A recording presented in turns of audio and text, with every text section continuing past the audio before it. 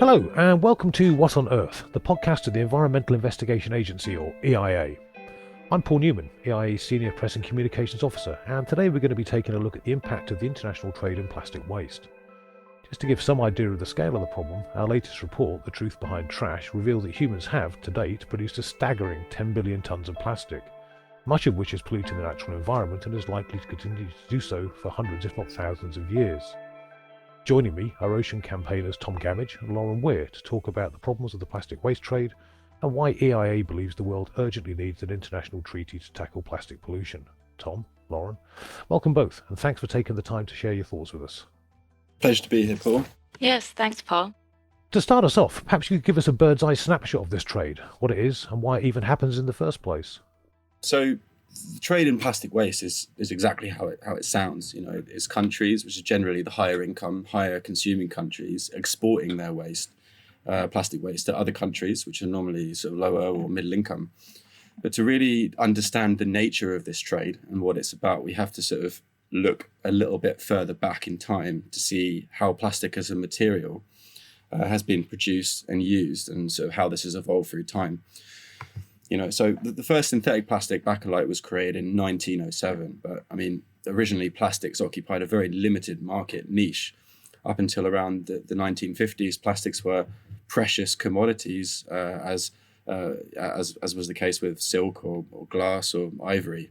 They were used and treated carefully, but in just 65 years, plastic production has increased from a mere 2 million tonnes to 368 million tonnes in 2019, and that's an 8,300% increase. Now, production trends are predicted to double again based on 2016 baselines up to 2040.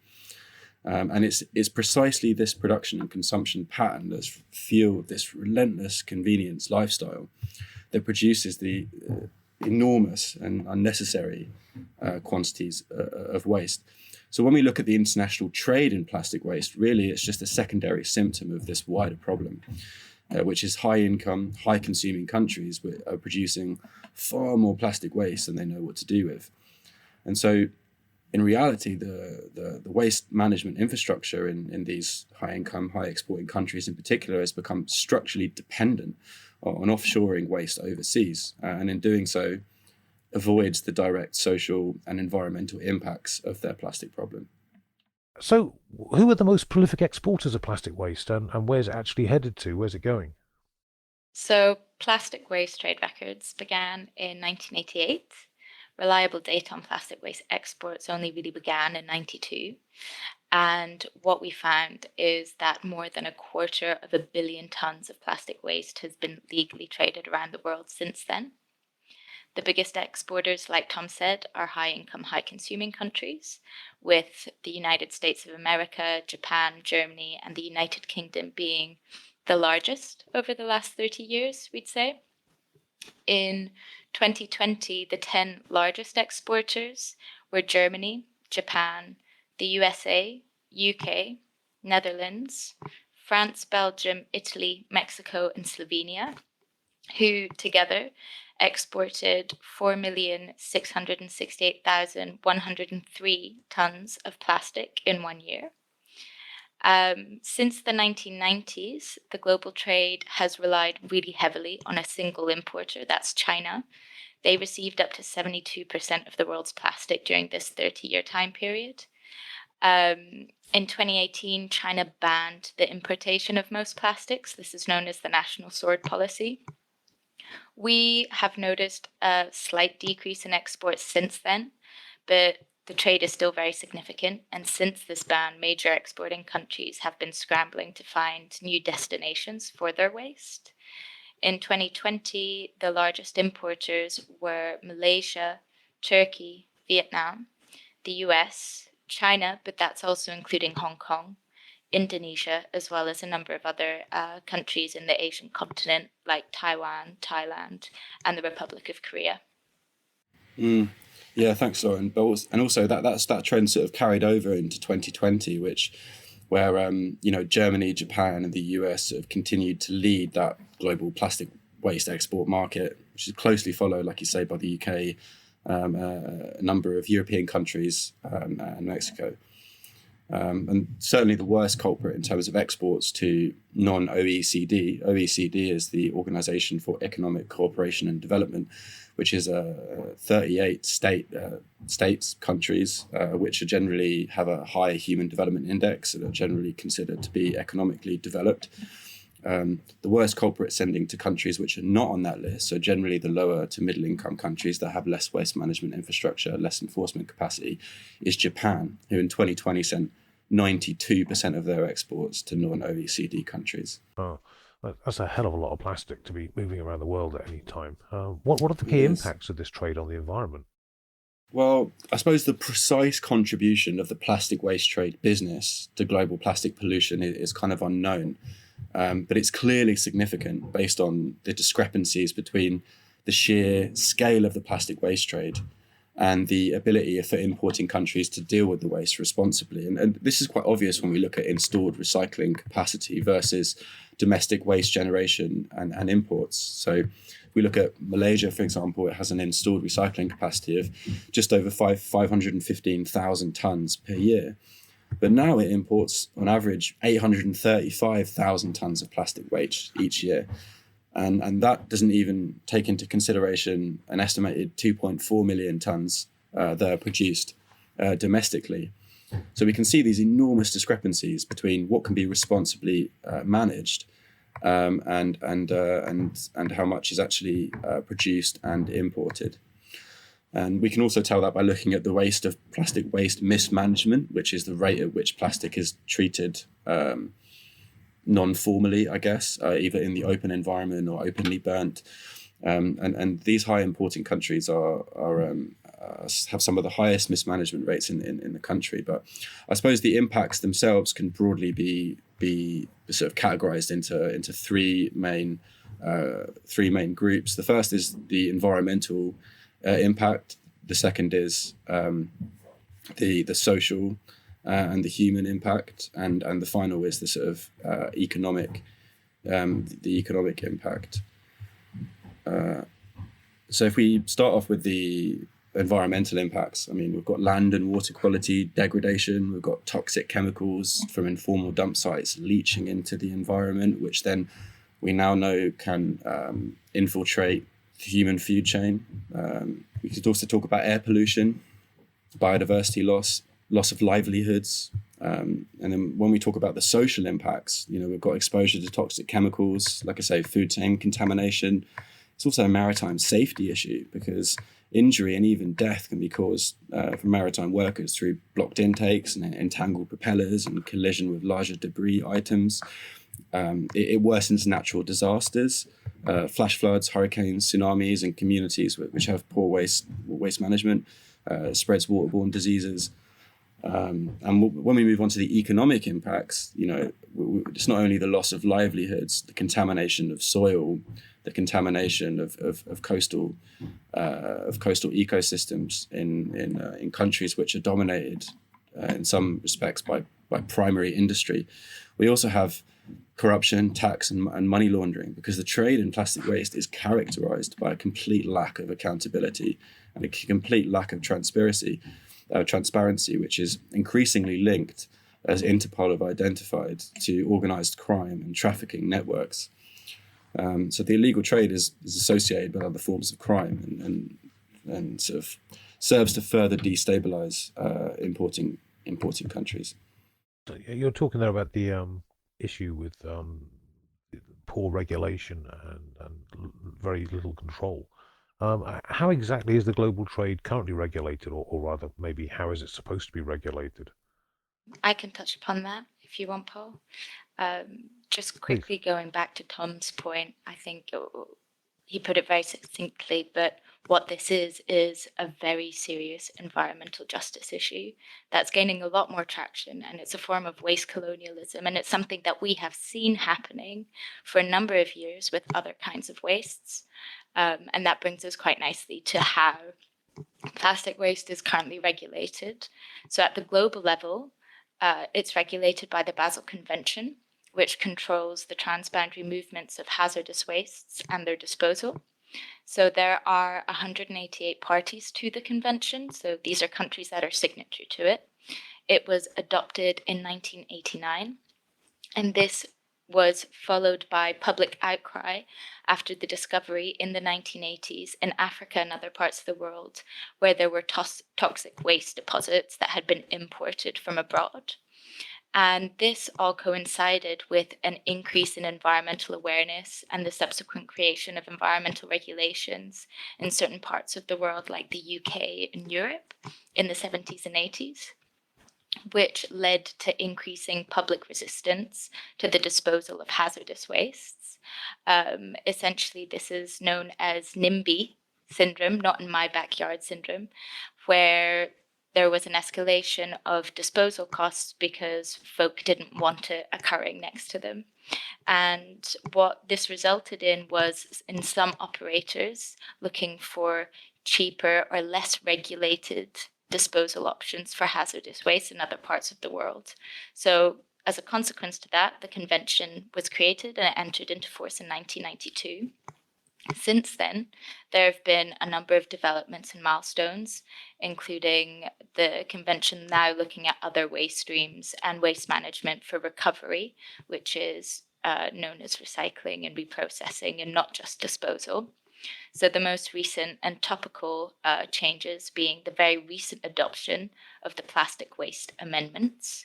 There are a number of these amendments, but the ones that we're going to be talking about includes control procedures for certain types of plastic waste. This is also known as prior informed consent, or PIC, and this is where a receiving country has to consent to importing the plastic waste prior to it being shipped, because that wasn't previously in place. So very briefly, in a nutshell, as of January 1st of this year, plastic waste that is unsorted by polymer, so plastic polymer, so it's mixed, or if it's contaminated and it's not destined for recycling, so long as it's not hazardous, it needs prior informed consent before it's shipped. Hazardous plastic waste needs prior informed consent before it's shipped, and it's also banned from non-OECD countries. And then plastic waste that's sorted by a polymer is almost free from contamination and is destined for recycling, so long as it's not hazardous. So, the kind of material that produces higher quality recyclate, that has free movement. It doesn't require prior informed consent. So if these procedures are effectively implemented, it could really change the dynamics and the economics of the plastic waste trade. It could bring increased transparency because it's currently incredibly opaque and hard to track and manage.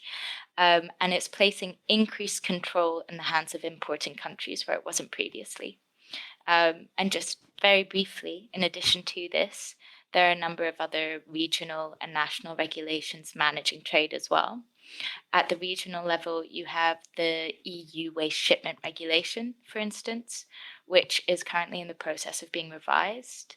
And I wanted to use this one as an example and bring it up because they've transposed the Basel plastic PIC amendments in a way where they've actually gone beyond the current convention for plastic shipments outside of the EU.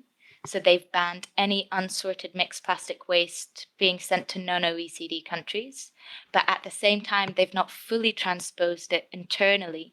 So PIC, prior informed consent procedures, are not implemented for any intra-European plastic waste trade shipments or sales. That's a really good overview. I suppose all I would sort of emphasise on top of that is just, before the Basel amendments, before the amendments to the Basel Convention, the global trade in plastic waste was basically completely unregulated. Whenever you trade in plastic waste, you have to assign it a certain code, a certain export code, and those codes correspond to the annexes within the convention. And so there was only one code for all of plastic waste, basically, before the Basel Amendments came into force, which was on the 1st of January 2021. So it was a Wild West, before that. And now we've got these amendments. It's an incredible victory, and it should be celebrated as such. But as Lauren touched upon, unless they're properly implemented in all the key importing and exporting countries, then they're just not going to be effective. And similarly, all the amendments is just a notification procedure, so it doesn't restrict necessarily any trade. It just means that anyone that wants to export waste has to get the prior informed consent of the country that's receiving it. It sounds as if the official legal trade in plastic waste is problematic enough, but I understand that since China's national sword policy in 2018 stopped receiving plastic waste from elsewhere in the world, that the actual illegal trade in plastic waste has risen significantly since then. What's happening to all the plastic moved around the planet by environmental criminals? Where's that ending up? That's a very, very good question, Paul. And I suppose we could go back to in Interpol, which is sort of the interstate policing agency, and they did a report back in 2018. And essentially what they did was they identified the main trafficking routes at that time, directly after China shut its borders in 2018. And they found 11 countries in Asia which had seen a sharp rise in the rates of the illegal trade, most likely as a direct result of China shutting its borders. And this is Cambodia, India, Indonesia, Laos, Malaysia, Myanmar, Pakistan, Thailand, Vietnam particularly as well. And in Europe as well, 7 countries were identified as being most affected by the illegal plastic waste trade in the region, namely the Czech Republic, Germany, Italy, Poland, Portugal, Romania, and Turkey. But overall, it's countries in Southeast Asia and South Asia and which have borne the brunt of the growing illegal trade in plastic, as shipments from predominantly Europe and North America have been diverted due to China's import ban. And when we look globally at the single countries that have seen the biggest rise, it's Malaysia and Thailand since China shut its borders, which, by no coincidence sit adjacently to China. And these are countries that have also, Malaysia and Thailand are also countries that became the biggest importers of plastic waste, full stop, legal trade in 2018. So it's kind of without doubt that some of these emerging Asian destinations are being exploited by organized criminals to hide plastic waste in far-flung corners of the world. I appreciate it. It's probably nigh impossible to slap a hard figure on a clandestine trade, but have you got any indication as to the scale of legal trade? I mean, it's incredibly, it's a great question, Paul. And it's incredibly difficult to come to definitive figures, just because the plastic waste trade in many respects is like a black hole of hidden actors and veiled bank accounts and clandestine activity. And so the best figures that we have available really are that in the EU, the illegal trade is worth about 15 billion euros annually. But that's just in the European Union, and even that is a sort of conservative estimate. For reading your recent report, there does seem to be a growing number of countries that are actually taking the bull by the horns, as it were, and introducing national restrictions. Is it mostly the importing countries, those, if you like, that are actually having the plastic tipped up on their doorstep to deal with, are doing this? That's exactly right. So since China's national sword policy in 2018, other destination countries that have emerged have been putting in place stricter restrictions to protect themselves from this harmful trade. So you've got India has a plastic waste trade prohibition, Thailand has a temporary prohibition, then Indonesia, Malaysia, Taiwan, Turkey, and Vietnam have put in stricter import requirements, like strict contamination thresholds, or prohibiting certain types of plastic, or transshipment of plastic, which is the movement of shipments between lots of different countries and waste brokers and dealers before arriving at the importing country, because it's easy to lose track of a shipment in that way. And the reason that they've put these specific requirements in place is because typically the barriers to transparency and accountability are linked to that. It's a very fragmented market without any overarching value chain coordination.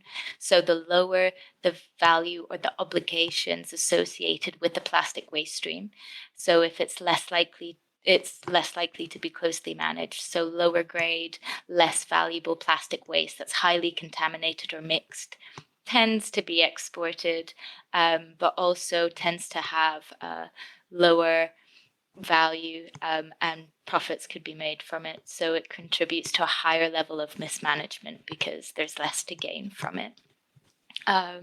So for instance, for Malaysia, as of December 2020, plastic waste imports are allowed if they can contribute towards upgrading the local recycling industry. But there are a number of criteria that need to be met. So that includes green listed plastic waste. This is plastic waste that doesn't require prior informed consent procedure, like it's low contamination, destined for recycling. It's been sorted by polymer, sorry.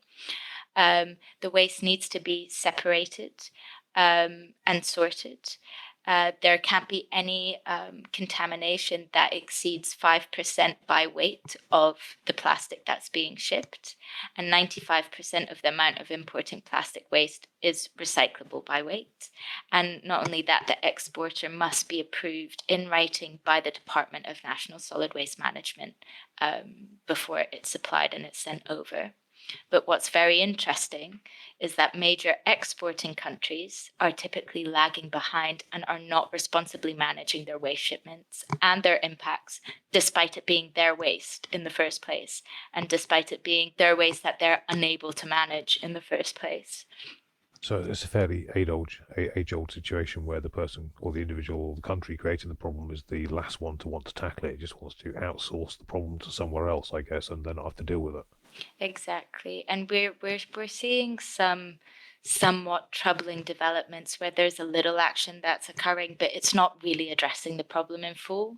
So in 2020, Japan put in place plastic waste export guidelines, for instance, for exported waste, but they don't include contamination limits, and they don't include controls on halogenated plastics like PVC, which are harmful. Then you've got the UK. It's going to consult on banning plastic waste shipments to non-OECD countries before the end of next year. But currently, Turkey is the biggest importer of UK plastic waste, and that's an OECD country, so it wouldn't fall under the remit of this ban. And you've got Australia has put in place a plastic waste export ban, but that doesn't include any plastic that's been sorted or any plastic that will be used to be processed into engineered fuel, which is energy from waste. And then you've got the US, which isn't even a party to the Basel Convention and requires a separate bilateral agreement that meets certain criteria if they want to trade their plastic waste with other countries, like they've got with Canada and Mexico currently, for instance. It seems to me it's a very patchwork kind of response from the different parties involved. There's no clear kind of coordinated strategy to tackle this, which kind of brings me to the $64,000 question. Given the staggering scale of plastic production and pollution that the world is currently experiencing, what do you think is the most effective and viable solution? What do we actually need to do to get a grip on this problem? I think I'd like to go back to sort of some of the first points that we made, which is that, you know, the global trade in plastic waste is a terrible an insidious threat to human and environmental health, but it is at the same time only a secondary symptom of a much sort of wider problem, and that is overproduction and overconsumption of plastic materials and plastic products. The plastic waste problem won't be fixed, or it won't be solved, I should say, by sort of shipping it around the world and searching for hiding places for it, you know, despite that devastating human and environmental impact. What will work is for UN member states to implement a really ambitious package of binding measures at the global level, transposed to the national level, that will promote resource efficiency and a safe circular economy for plastics, but principally to significantly reduce plastic waste generation, scale up reuse and refill models. At the moment, we're producing around 400 million tons of plastic a year. 50% of that is single use. It doesn't make sense to be prospecting for raw materials, extracting the raw material, refining it into a petrochemical, turning it into a plastic, then turning it into a plastic product to be used once and then thrown away. That simply doesn't work, and it's also completely unsustainable. So in order to achieve this sort of global vision of resource efficiency, reduced waste generation. Governments need to support a new treaty. They need to support the establishment of an intergovernmental negotiating committee to negotiate a new plastics treaty under the UN Environment Assembly framework. The UN Environment Assembly will meet in February next year, in 2022. And it's hoped that countries will engage fully to secure caps on virgin plastic production and standards on product design in order to achieve that sort of that ambitious vision. But certainly in the meantime, the plastic waste trade should be, at the global level, should be more heavily restricted through the Basel Convention. This would include banning waste exports to non-OECD countries. So this is highly developed, countries, normally in the global south. Those shipments should be banned as a matter of urgency. And similarly, prior informed consent, as Lauren was mentioning. So these amendments, which mean that countries need to seek approval from the importing country before they offshore their waste. There should be no loopholes for that. And at the moment there's a couple of loopholes which allows plastic waste to be exported without any controls whatsoever. And those loopholes should be closed. Lauren, have you got any? I'm sure you've got some more context. Definitely I could come in from the national level perspective, and that it's really quite simple. There are three major things to look and do. Like Tom said, the first is to ban plastic waste exports. That high producing, high income countries that are exporting all of this just need to take responsibility for their waste and treat it. The second is to address the larger issue at hand that Tom also spoke about, which is the fact that we are consuming incredibly high levels of plastic. So it's to enact strong national policy measures to reduce plastic waste. And that comes in the form of many different instruments. You need consistent waste collection. You need extended producer responsibility. You need deposit return schemes. You need plastic packaging taxes with increasing recycling content obligations to create a strong market for recycled plastic. You need plastic and single-use item reduction targets and product reuse targets. And importantly, you need incineration and landfilling moratoriums so that when the waste isn't being exported, it doesn't in turn just get burnt. It's managed responsibly and in an environmentally sound manner. And the last thing would be to address illegal shipments. And for that, what we need is to ensure traceability and transparency. We need access to real-time data. We need to improve inspections and enforcement. And like Tom said, we need prior informed consent for all shipments, not just the small cohort that's currently taking place. I mean, I gather you and your colleagues in our ocean campaign have been working really hard over the past 18 months or so in the vanguard, if you will, of getting different countries around the world to sign up to the principle and the concept of a global treaty to tackle plastics. What kind of signs are you getting? Is there an encouraging response? So is it sort of dragging people kicking and screaming towards the treaty, or people actually seeing the scale of the problem and prepared to sign up voluntarily? Yes, that's a really good... it's full of questions. Good questions, Paul. Thank you. I suppose we could go back to the inception of when a treaty was first sort of conceptualized, which is several years ago now, around 5 years, and it started off as a dream, as a dream of a handful of civil society organizations such as ourselves, EIA, and a number of others, along with a couple of states. And it was a dream, and that dream turned into an ambition when we realized that really this is kind of what we need at the global level in order to sort of really get a handle on this problem. If we're serious about tackling the plastic pollution problem, we need global, legally binding rules to level the playing field. And so that dream turned into an ambition, and then that ambition is slowly evolved into something which is looking quite likely. At the moment, we have about 150 countries that have expressed some level of support for a global, legally binding response to the plastic pollution problem. There are a number of countries which are quite unclear, or they're not sure. There's some countries which are, I wouldn't say stalling progress necessarily, but have a slightly different vision, a less ambitious vision on what should be achieved. notably the United States, Japan, for example. So at the moment we have sort of two camps kind of forming. We've got one camp which is sort of quite ambitious, looking at sort of a very broad mandate for that negotiating committee that can address production and consumption in alignment with the Sustainable Development Agenda of the UN. And then we've also got kind of another camp joining, forming, which is looking for much less ambitious action and would essentially allow countries to pick and choose the measures that they would want to implement, which is just sort of simply not going to work. But we are confident that we have that sort of that critical mass of support now from states in order to secure what we think we need to secure at UNEA next February. Well, that's most encouraging to hear. So, on behalf of everybody else that's listening, thanks to you guys and your colleagues for pushing it so far already, and here's to a success down the line.